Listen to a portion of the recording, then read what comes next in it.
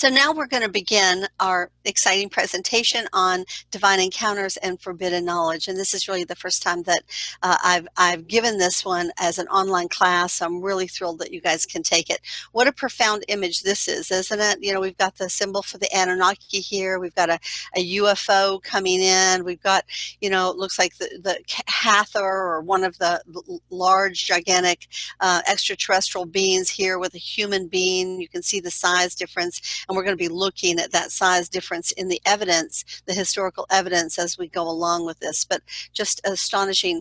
Here's one of the Anunnaki gods holding the Shen. The Shen was a symbol for kingship, which combined the masculine, or the finite, and the infinite, or the feminine, together in sacred union together.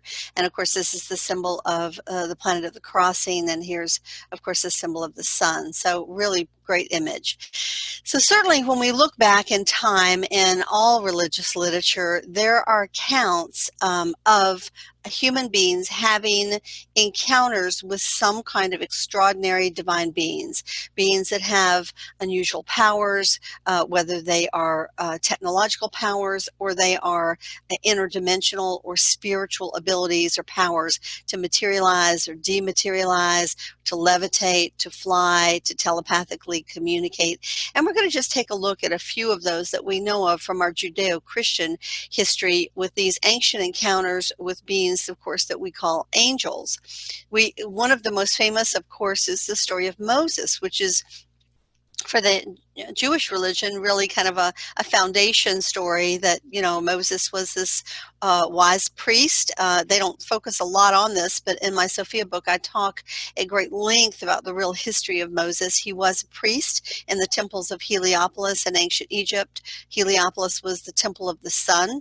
It was actually, that center was about 12 miles north of the three great pyramids on the Giza plateau, and it was really the omphalos, or the center point of of all the Egyptian temples.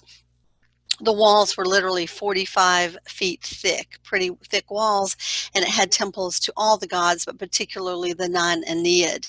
And Moses actually was a priest, a very respected priest in this temple, and the temple was called On, O-N, in the Bible, or Anu, A-N-U, meaning pillar to heaven. Later, the Greeks renamed it Helio, for sun, Opolis for city, Heliopolis, the city of the sun, because it was dedicated to the solar energies of light and illumination.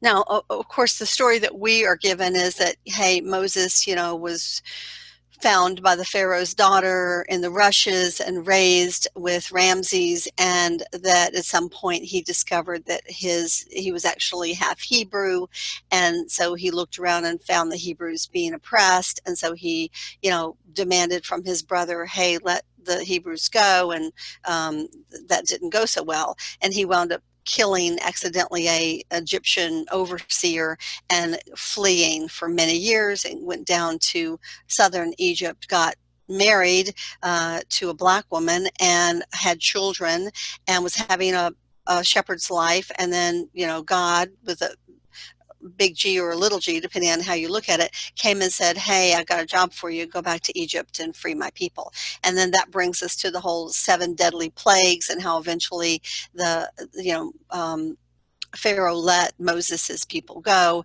and then it was the parting of the Red Sea, and then the crashing of the waves, and then, you know, the Pharaoh and lots of his legions were killed, and then Moses and his people, you know, wandered around the desert for 40 days and 40 nights, or 40 years. Okay, so this is the story that we've been told. And I really talk about how the story of Moses was not really written down until about the earliest it could possibly have been written down was around 950 to 750 BC. And it took place around 1250 BC. So a lot of it, there was probably a lot of creative license taken, but I actually go back to the original documents of ancient Egypt that talk about what actually happened, and that's really covered at length in my Sophia book. But in the story, even the story that we have, which probably has been, you know, used for colorful cultural support of the underdog achieving greatness because he was overseen by a god, or God with the big G or little g, depending on how you look at it. We have the story about Moses, and there's a lot of remarkable things in this story if you really take a look at it. First, of course, we have that out in the desert when the Hebrews are wandering around for 40 years. We have things like manna coming down from the sky. Well, what was manna? That's a good question. And supposedly they lived on manna for a long time. They only got meat about 4 or 5 times, supposedly, according to the Old Testament, all that time. And of course, we have the story with of this roaring of flames that came down on top of a mountain, much like a spaceship would, not a UFO, a quiet UFO, but some kind of rocket ship. And that Moses was called up to the top of this mountain to have this very profound encounter that, changed his life and changed the life of really millions of people since then, because this was the time when he was given the 10 Commandments, which were basic laws of justice for people to live by. So we have to ask, was this an encounter with God with the big G, or one of the gods who was very, very powerful, perhaps, and had very powerful technology? So was it an encounter with an extraterrestrial? This is an interesting question to ponder. We certainly have a lot of remarkable things, like how did the waters part for the Red Sea? Was it like some kind of a beam, literally, that came out of a ship and pushed the waters to the side? Did the serpent staff that he was carrying actually have certain powers? It seems like it did. We really don't have the answers, but this is a pretty extraordinary thing. You don't really hear about anybody parting something as large as a gigantic lake or a gigantic sea, except in this story. And that you can see here in this depiction, they're following a column of light. And we hear this throughout this, even the Old Testament, when they're talking about how when the people were going around the desert, they actually were following this column of fire by night and what they call the glory of the Lord that looked like a shining cloud by day. And so we kind of have to ask, what was that? And then we have the story of the burning bush. This was a bush that shone very, very, very brightly in day or night, but it did not burn. So, they did not know about things like electricity or laser beams or huge searchlights coming down from craft at that time. So it's quite possible that this was actually some mechanical thing that was happening. And so, if you remember, when he came down from the mountain, he had radiation burns on his face. Took him quite a long time to heal.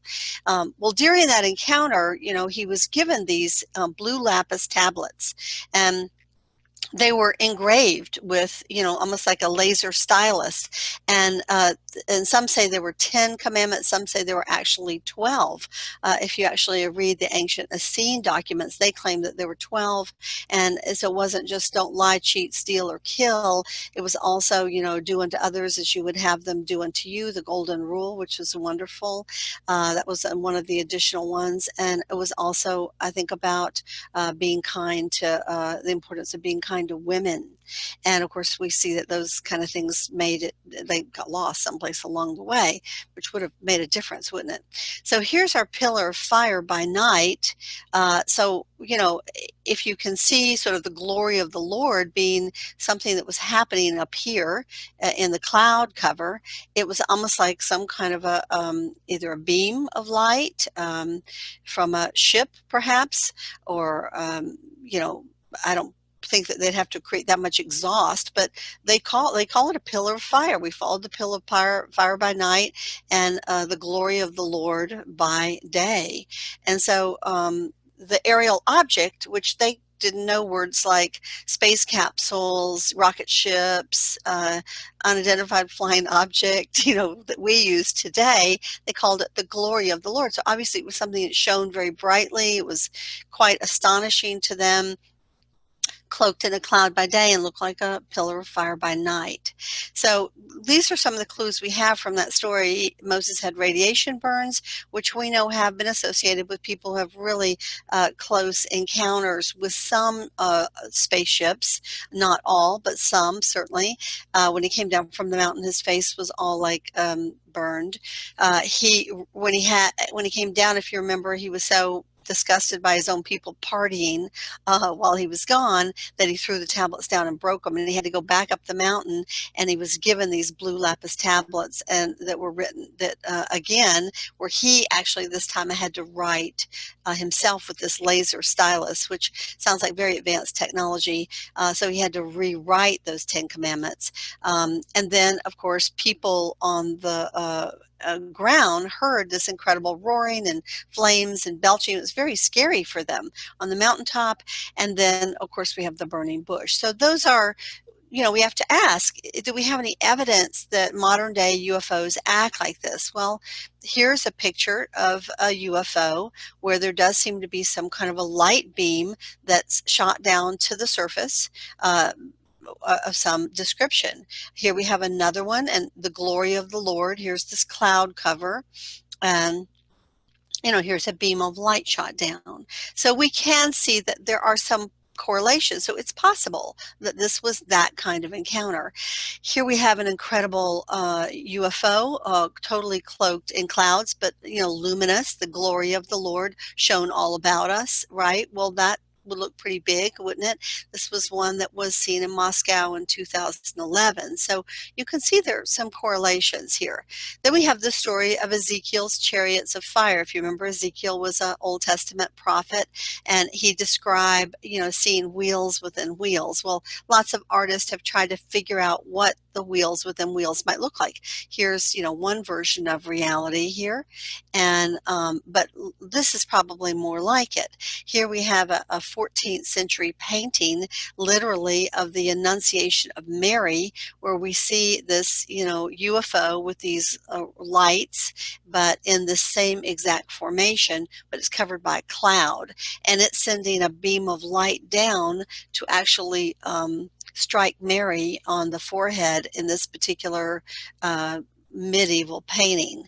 So this is wheels within wheels. Ezekiel reported seeing it. So again, you can see the similarity in modern day encounters and ancient encounters, where the people who were painting these things or describing them really didn't have the nomenclature or the language that we have today to try to communicate it. They did the very best that they could, and I'm sure it was quite awe-inspiring, just like it is for us today in the 20th century, where we have computers and rocket ships. When we see one of these ships, we're still very excited and jumping up and down. So imagine how it would have been 1,000 years ago during the Middle Ages, or how it would have been 5,000 years ago during the time of the Old Testament prophets. Then we have stories of Apollo's chariots of fire. Again, artists have done their very best to try to depict what a chariot looked like in that day and age. Was something that was drawn by a horse.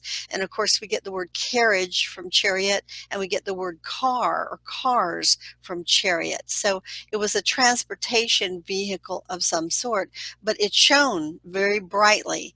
And, we get the word horsepower from the fact that what pulled chariots in the past were horses. Okay, so this is actually a picture of Ahura Mazda, who is a Persian deity, and you can see he's in what appears to be a round ship with landing struts, and whether these wings are solar panels or whether they're just symbolic representations of the fact that this ship could fly, we don't really know.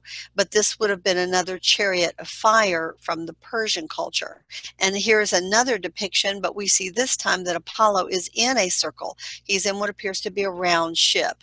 And of course, Apollo or Horus's symbols were the horse, pardon me, the dolphins, because of course he was all through the Mediterranean, and also the hawk, because Apollo was actually the Greek name for Horus, and of course Horus appeared to be a hawk or a falcon. He was called the Falcon of the Horizon, the Falcon of the Two Horizons in Egypt because of the ship. So here is a light ship, okay, that, certainly appears to be a luminous ship, a ship of fire, a chariot of fire, a car or vehicle that transported him from horizon to horizon, the Falcon of the Two Horizons. This is what they're talking about. This was shot by Carlos Diaz, who is a amazing contactee down in South America, or Mexico, who's had ongoing contact with very advanced, positive, telepathic, benevolent extraterrestrials, totally human-looking extraterrestrials, ongoing for probably about 20 years. And again, we have another depiction of Ahura Mazda. This time, he's not only in a round ship, but he's carrying a bow and arrow, which is, not something you would think God with the big G would do. It would be more like God with a little g, one of the gods. So now, did we have these flying craft in the past? Those of you who have tuned into some of my other presentations know that I presented ample evidence, but I'm going to bring a little of that evidence to bear in this presentation. Long ago in India, they call these flying crafts Vimana, and certainly during the time of Atlantis, we had attained very high levels of technology, and we had all sorts of planes and flying ships and so forth.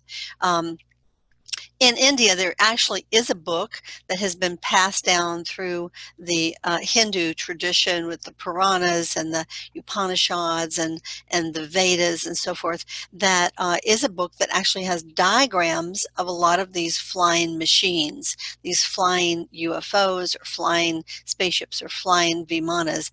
And you can see the name Vimana, Vimatnika Sastra, or the science of aeronautics. And this was literally all about machines. And so I'll just show you some of the diagrams here. This is a drawing done in 1923 from the description within the Vimana text. And this seems to be some kind of a large, mothership of some sort. It's shaped like a Vesica Pisces, and it has obviously some kind of a tail, whether this is the propulsion system, has wings, okay, or whether it's some kind of a rudder, we don't really know. But here is a drawing of another Vimana. Almost looks like a crown, doesn't it? Like the crown that a king would wear. And there's steps going up into the entrance of the Vimana, and we don't know, of course, if the whole thing is the ship or if the ship is just this big and it's landed on a platform. And a lot of the flat top pyramids or ziggurats were used literally as landing platforms for these ships. These are other depictions that artists have created through the years for Vimanas. So here we have, probably it's Rama and Sita, or it could be Krishna and Radha.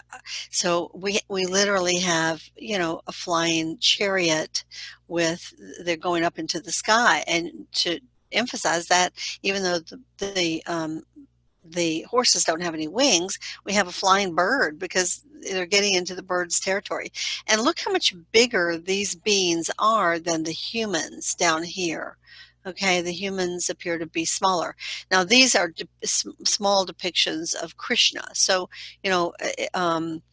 we're going to be looking at evidence that there were these very tall beings all over the world in just a little while. Here's another one where it looks like a small, almost like a round ship with a dome, and we have no idea what these are, if these are wings or some kind of propulsion system.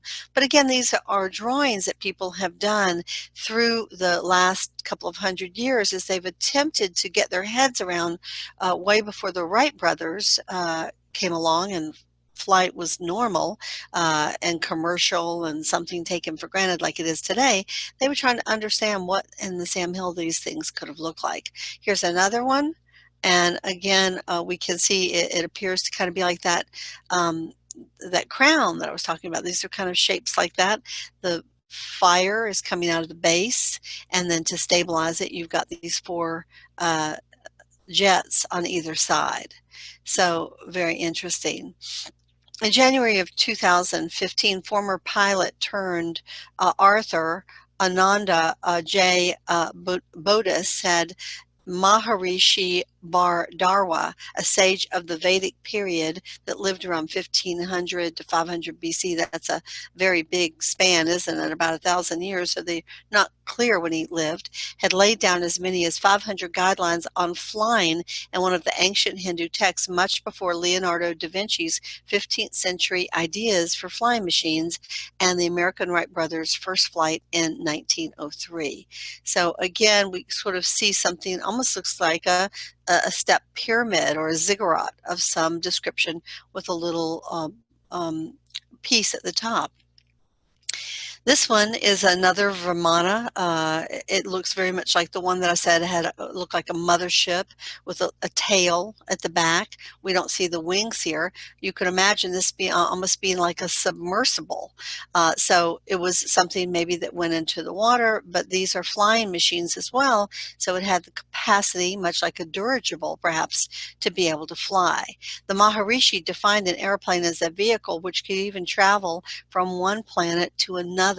Imagine that idea, 500 BC. That's just incredible. 1500 BC. Bodis said before adding that some of the jumbo airplanes of ancient India had 40 small engines and could move not only forward but backward as well, much as we see UFOs moving today. The Maharishi defined an airplane as a vehicle which could travel from one planet to another, Bodis said before adding that some of the jumbo airplanes of ancient India had the engines that could move backward and forward. And again, we see on this rock, we see this same kind of, almost like a king's helmet, but it's clearly a UFO. It's landed probably on the top of one of these landing platforms or ziggurats. We see another one over here, and we see these beings that seem to have incredible halos. So these are not normal human beings. These are either enlightened human beings, or they are enlightened beings from another planet that have come to visit, using this spacecraft. Here we see the same kind of evidence with French coins and Phoenician coins. Here is a French one. It's a countryside scene. Here's a man. He's looking up, and what he's actually got here, he's looking at a gigantic either flying mushroom or a UFO. There's clouds in the sky, and you can see again there's either some kind of blast underneath or light coming down, because it does appear to have some kind of stem on it. But you can see literally the details with these little rivets or lights around the corner.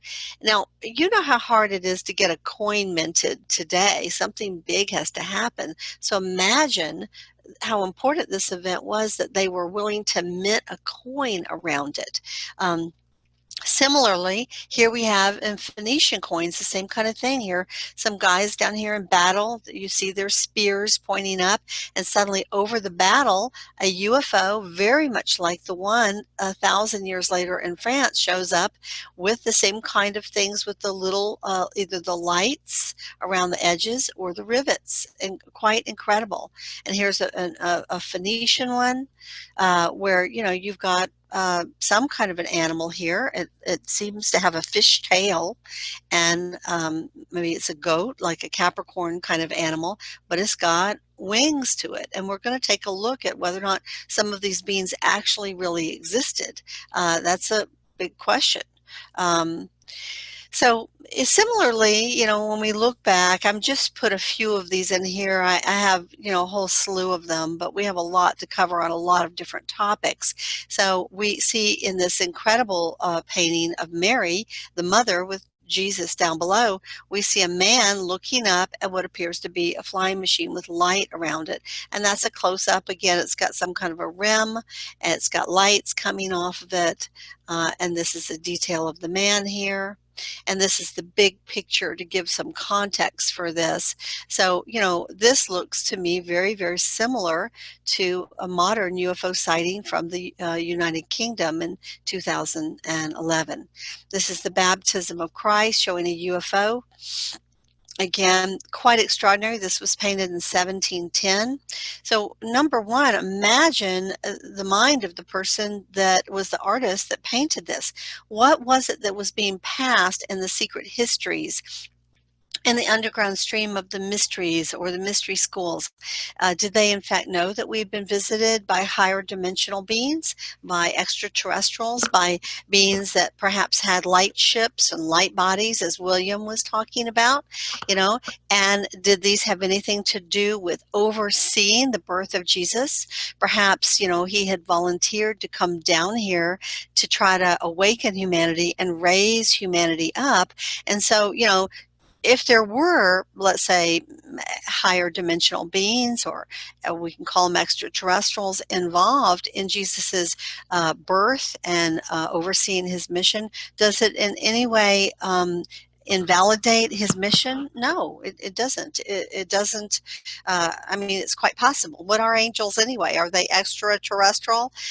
I would say they're not only extraterrestrial, that meaning beyond this earth, but they're also interdimensional or transdimensional or higher dimensional. And certainly these ships could have been physical, but they could certainly have been beings from the fifth dimension where the masters dwell, or the sixth dimension or the seventh dimension. They could have been beings from anywhere. So pretty interesting painting. Amazing that it has survived, you know, the Vatican. These are similar kinds of images that we see in modern day times from Ed Walter's Florida sightings. Again, this one kind of is like the king's crown, but you see the little rivets along the edges, extremely similar. This is another one from 1383 to 1440. This is the birth lifespan of this particular artist, Masolino da Panicale. Sorry, my Italian's not that great. It's called Miracle of the Snow. And so, you know, you've got a classic sort of Middle Ages town, looks like Verona or something, where they're literally looking up and all these ships covered in clouds have shown up. And they believe that Jesus and Mary were riding in one of the ships. And this painting now hangs currently at the Church of Santa Maria in Florence, Italy. So again, astonishing that it survived, astonishing that it was even painted, and that people have been looking at it for hundreds of years, probably thinking, gosh, what the heck does that mean? Were they, you know, ETs? Were they higher dimensional beings that came to help our planet? Good question. So here we are in Utah. These again are modern day sightings. You can see this is a ship with all of its layers, but it's covered in clouds. So they certainly have the capacity, some of them to go completely invisible, some of them to surround themselves in a cloud cover, although, you know, clearly these are very hard edges, so there's something underneath it. It's not like this kind of cloud up here. And here we see the glory of the Lord, you know, these profound, large ships of light that are, you know, awe-inspiring even to us today.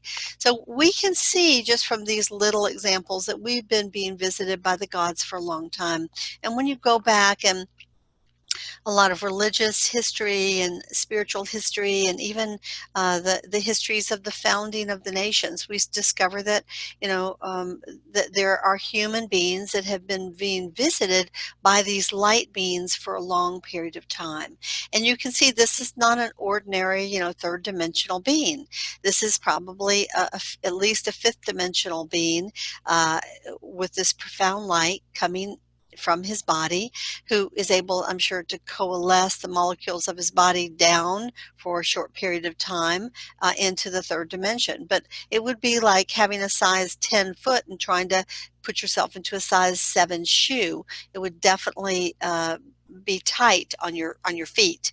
So you know, imagine someone who is at this higher vibrational being having so much love for their fellow souls who are struggling in the darkness of their own ignorance, to be willing to come for a period of time into a third dimensional body to live a normal human life as Jesus did, and some of the other great avatars have done. But some of these just have come to visit. And in some cases, they wound up bringing knowledge, information, information, holy books and texts. In some cases, they wound up sleeping with the women and giving them children that were part human and part higher dimensional, or the gods. And these were called many times called the demigods. We see that in India with the 5 princes, that were in the Mahabharata. Prince Arjuna is the most famous of these. Of course, we hear about it with the Greek gods, and look at the difference in the size here. If he stood up, he'd probably be at least, I don't know, 12 feet or something, and maybe she's, 5 or 6 feet, something like that, a normal human. So they were quite a bit larger than we were. And they became teachers of mankind. I mean, if they really wanted to come down here and take over the planet, they could have done so. They had the technology, they had the intelligence, they had the sophistication, but that's really not what happened. We see that they acted as inspirers to humans.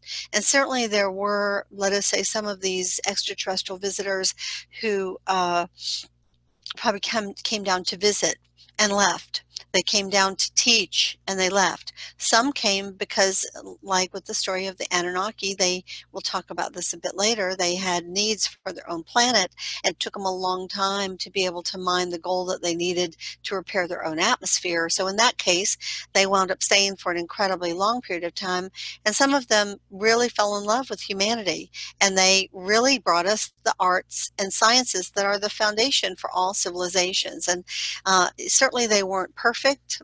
Some of those probably were more 3rd or 4th dimensional. They weren't all ascended masters, but some of them were incredibly aware.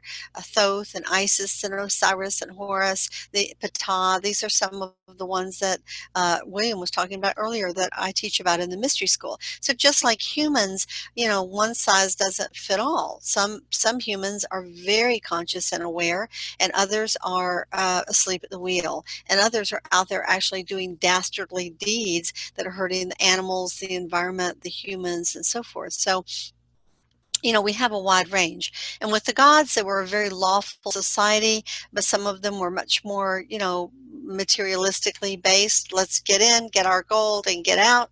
Let's not get too attached. Others were like, hey, how can we do some good while we're down here? How can we pass knowledge or wisdom on? And so that's what happened. So we find these gods in virtually every culture of the world. It wasn't just, the Anunnaki in Sumeria. And so the question becomes, were they from one civilization or were they from many? And I think that they were probably from many.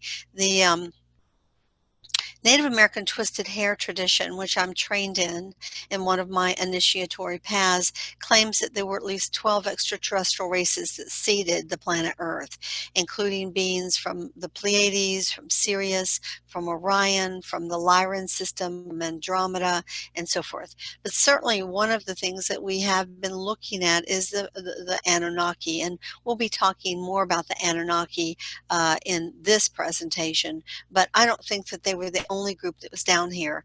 Most of these other civilizations were completely human.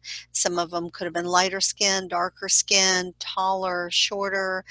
They could have been, only in one geographic region of the world and not expanded. Some of them could have crash landed here and thought, oh my gosh, how are we going to live? And it depended on what their body types were as to whether or not our sun was too bright for them or too hot for them.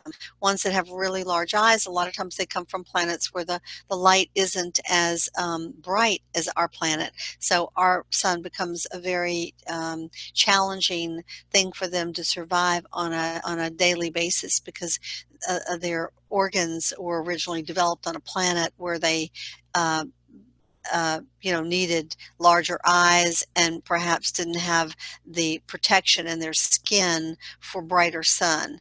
So we want to take a look at some of the gods in these various cultures, and of course here we're looking at Sumerian, but in some cases I think the Sumerian gods were simply known because they travel so widely, and they were known in the Greek by one set of names, maybe the Roman by another set of names, the Norse by another set of names, but they may well have been literally the same beings. And one of the ways you can sort of start to try to figure out this correlation is to look at their symbols.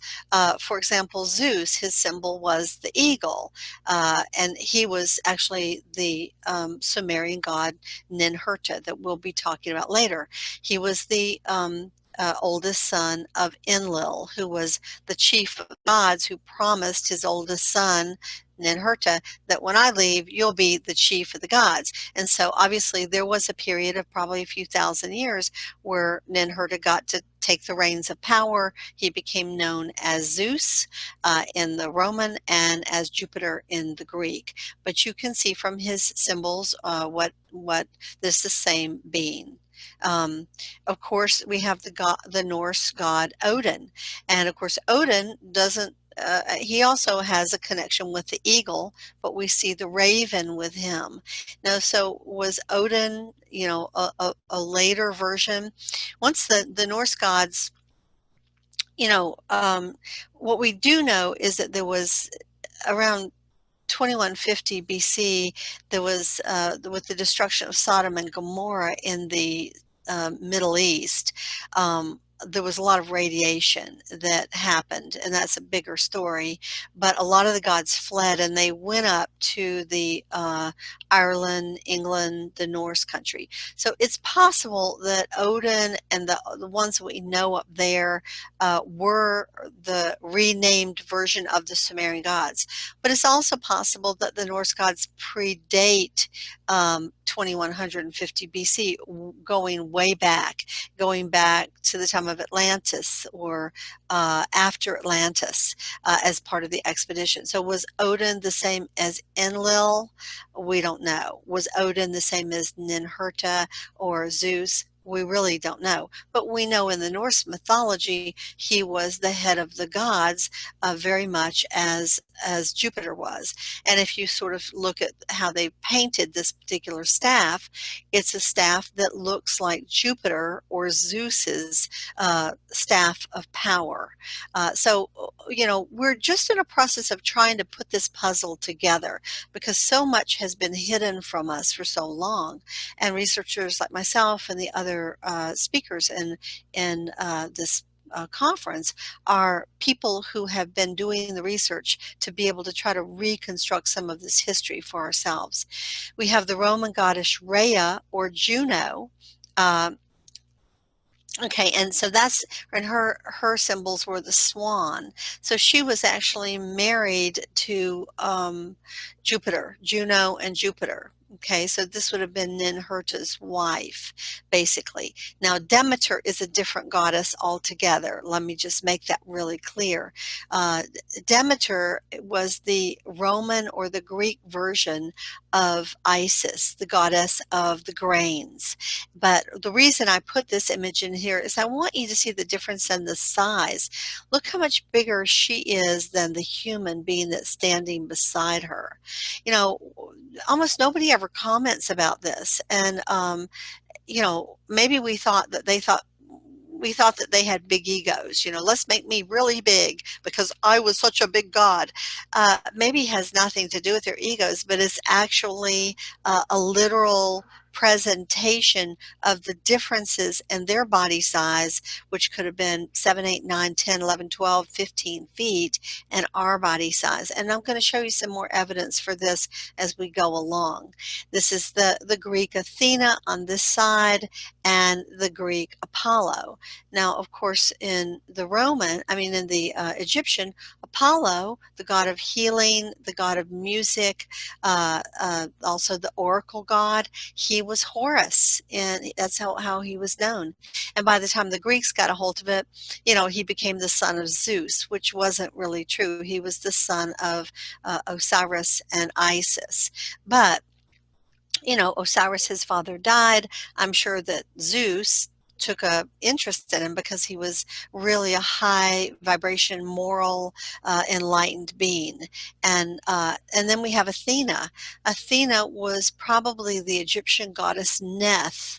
Most people don't know who Neth was, but Neth, I really love Neth. She had to do with the eternal net of space-time, and she many times was shown with arrows and a quiver on her back, much as Athena is. So you have to look at the symbols and do your history reading to be able to try to put all this stuff together. We have the Greek Hephaestus, and he was kind of also like the Vulcan, Roman Vulcan. Probably may have been the same, because we know he was a smithy. It's also possible that Hephaestus could have been the Greek version of Ptah. Ptah was, the Egyptian version. So it always starts off with a real Sumerian identity. So that would have been Enki. And then it comes to the Egyptian name. So Enki was Ptah, the Pa, or the father of humanity. And then, later, thousands of years later, when the Greeks really, as the Greek historian Herodotus said, we Greeks learned everything we ever knew of any importance from the Egyptians, including the gods. But of course, they changed the names because they had a different language. So Hephaestus could have been Ptah, or it could have been the Roman Vulcan, the smithy. So, again, we're having to put it together. Venus or Aphrodite, same person. She is basically Ishtar. And Ishtar was the original Sumerian Inanna. Inanna was the daughter of Nannar, the moon god, and the granddaughter of Enlil, the head of all the gods. So she was the granddaughter of the head of all the gods. And she was a Baba Rama. She was supposed to be really beautiful, and she great sexual wiles, and she had a male twin brother whose name was Utu, also known as Shamash. He was a sun god, but they used to fly UFOs together.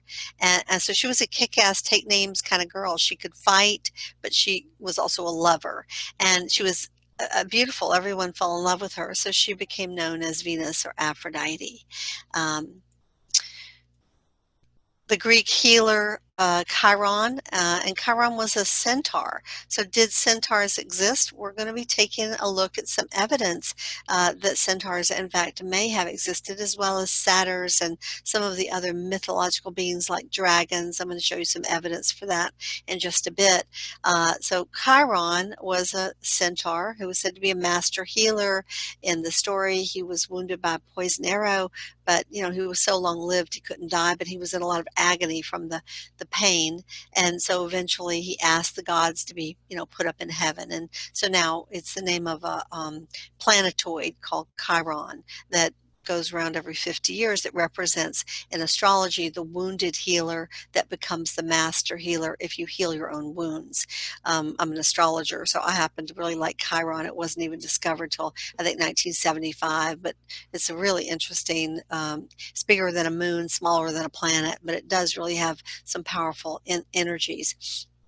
You can see here the difference again in the size, because these centaurs would have come from the Anunnaki planet, where they were really larger, because the planet itself is much larger than ours. And you can see this is Apollo, who was the half or this was actually the son of Apollo, who was Aesculapius. Apollo took Aesculapius to be trained by in healing for the humans by Chiron.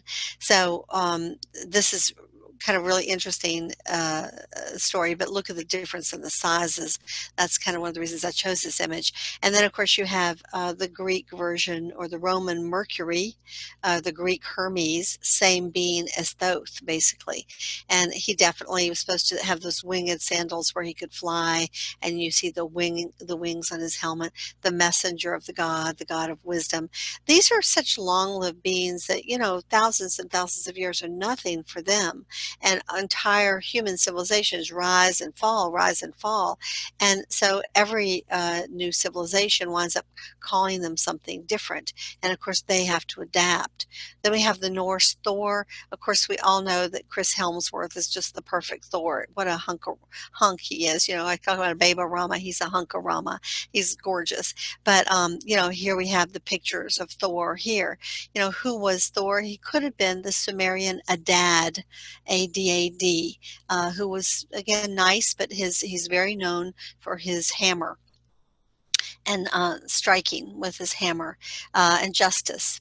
The Celtic Bridget, Brigide, the bride, she was known as a world civilizer up in England and in ancient Britain, and in the Scotland and Ireland. She was a smithy. She brought music and dance and writing and the arts. Sounds like definitely one of the goddesses, doesn't she? And she brought illumination and teaching, and also the arts of healing. This definitely sounds like one of the Anunnaki.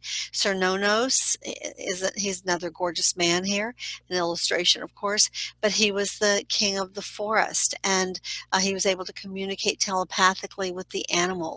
And of course, if you were in those long Celtic winters, it became very important to, occasionally have fresh meat. So the ability to protect the animals, but also to have an animal sacrifice themselves so that the tribe could eat.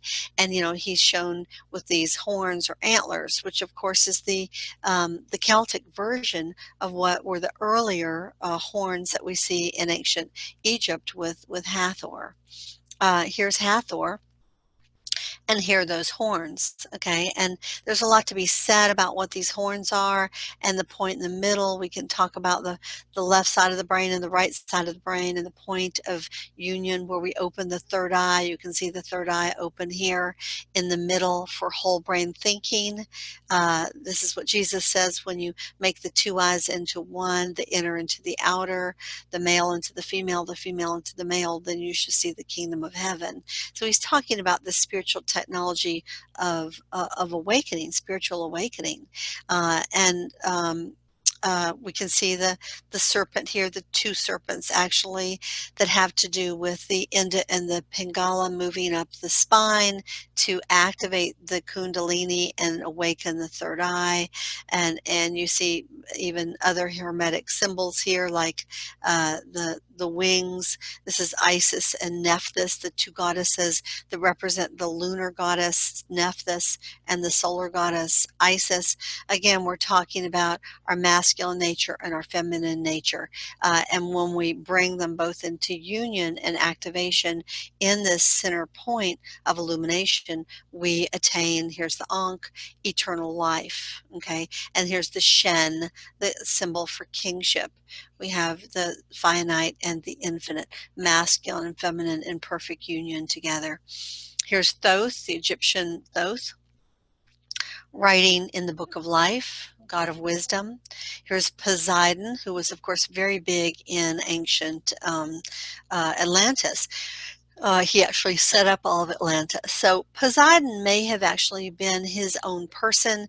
There are stories that he came from the Pleiades, and he was very tall and, of course, human. Also, you see these winged horses or winged chariot, but it's possible that's who he was. It's also possible he was a Sumerian god that I'll talk about a bit later.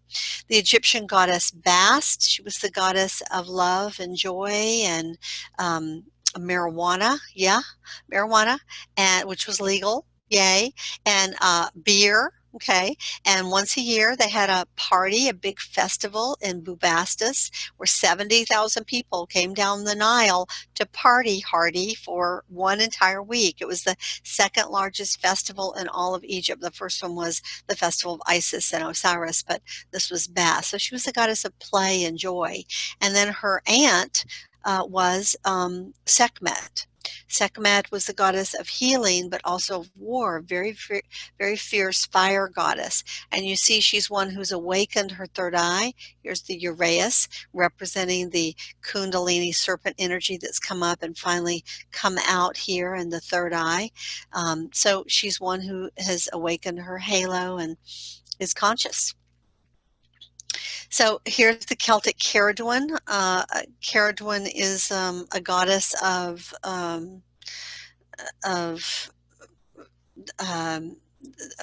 the pot or the cauldron of the alchemy of life. She's a a goddess who there's stories about her. You can see some of her symbols, the faithful dog, the black swan, and so forth.